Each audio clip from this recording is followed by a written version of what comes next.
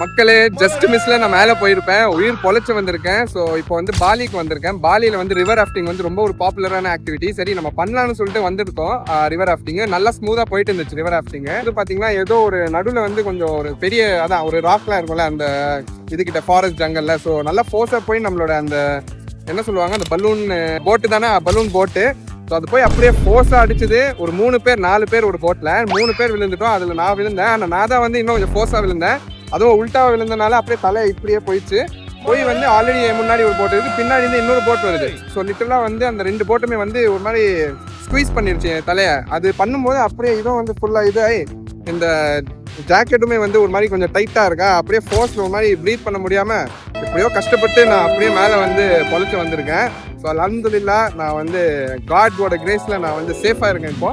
இப்போ வந்து நம்ம ஆக்சுவலி பிரேக் லைன் வந்து இங்கே நிப்பாட்டியிருக்கோம் ஒரு சைடில். ஸோ அரௌண்ட் ஒரு 2 hours இந்த ஆக்டிவிட்டி ரிவர் ராஃப்டிங்கு. ஸோ இன்னும் கொஞ்சம் டீட்டெயிலாக சொல்கிறேன். ஸோ நீங்களும் வந்து சேவ் பண்ணி வச்சுக்கோங்க, சேஃபாக இருங்க இந்த மாதிரி ஒரு ட்ரிப்க்கு வந்தால். ஸோ இதை பற்றி நான் இன்னும் டீட்டெயிலாக அடுத்த வீடியோவில் ஷேர் பண்ணுறேன். ஃபாலோ பண்ணி ஸ்டே டியூன் பண்ணிக்கோங்க.